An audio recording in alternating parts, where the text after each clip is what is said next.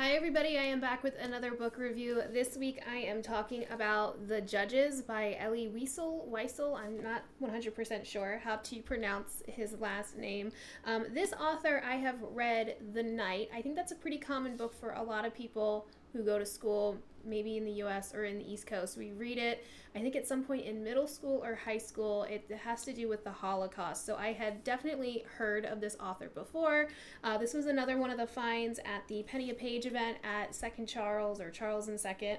And I figured, why not? It's a little bit outside of what I typically read, and I gave it a shot. It's a very short book. It's just over 200 pages. I think it's 207, maybe 208 pages.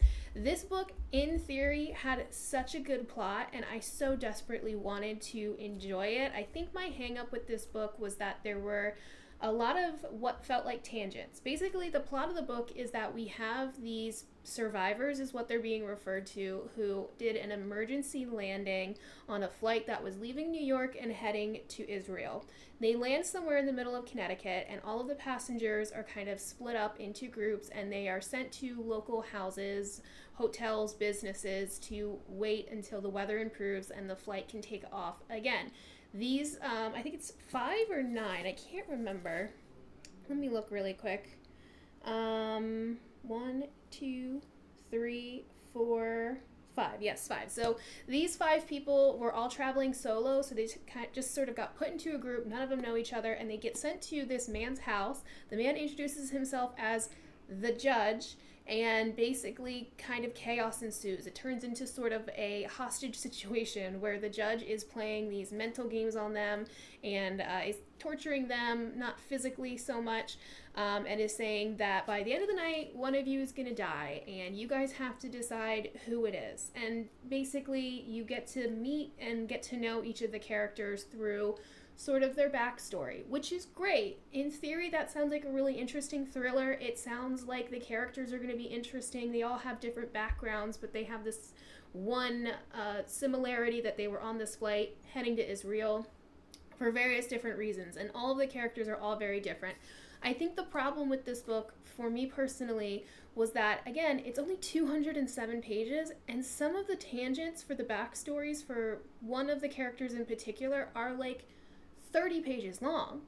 And when you're talking about a 207 page book, 30 pages is a lot of real estate and a lot of time to spend learning about the backstory of one character in particular who, A, is not exactly that pivotal in what happens throughout that night, but is also, B, not that interesting or doesn't really seem all that important about who they are and what's going on currently in their current situation. It's basically, the one main character is, he met somebody who's sort of like a mystic who may or may not have been alive for thousands and thousands of years. He met him when he was in prison, and he has some sort of amnesia where he doesn't remember any of his childhood. And when he is in prison with this other individual, I guess we can call him, he says, someday I will tell you everything about your past. And then, he goes on to live his life. He meets his wife passes away, all these other things, and he's heading to Israel to meet with that mystic who is supposed to tell him everything about his life that he doesn't remember.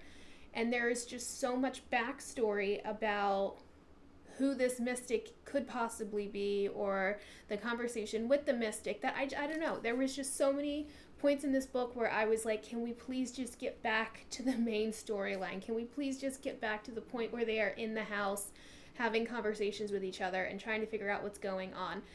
It wasn't a bad book. It felt very slow at times, and it drove me a little nuts. As far as comparison, the closest thing I can compare it to is Mitch Albom, particularly The Stranger in the Lifeboat, because The Stranger in the Lifeboat, if you don't know, it's about people who were on a ship or a boat of some sort, and they're stranded on this lifeboat, and one of the people who is in the boat claims to be Jesus, and one by one, people start kind of losing their faith or dying or passing away or falling off the boat, and the chaos ensues.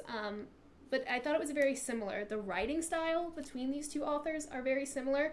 Also, they both have a lot of religious themes. Obviously, with the Judges, it's a lot about Judaism and things like that, whereas Mitch Albom, it's more Christianity. So if you enjoy Mitch Albom, you might enjoy the Judges, but I don't know, it was just a little slow for me, and it's so upsetting because I really did want to enjoy that book. Up next, I'm going to be reading Kelly Bishop's memoir, The Third Gilmore Girl. So if you don't know, Kelly Bishop is an actress. She was also a dancer, which I didn't know. I will admit that I only knew her from Gilmore Girls and Dirty Dancing, so I did not know much about her background in Hollywood/New York and performing in general. She has done so much more than you would ever have thought, or maybe just more than I thought. So yeah, I'm excited to kind of get deeper into this, and I'll let you know how it goes. I've read other memoirs, other celebrity memoirs, and other memoirs that I feel are kind of tangential to this. Lauren Graham has a couple of different books that are out, and I have read all of them, and I have enjoyed them. Anyway, let me know your thoughts and feelings if you have read The Third Gilmore Girl, or you have read The Judges, or The Stranger in the Lifeboat. Let me know your thoughts and feelings, and I will be seeing you next week.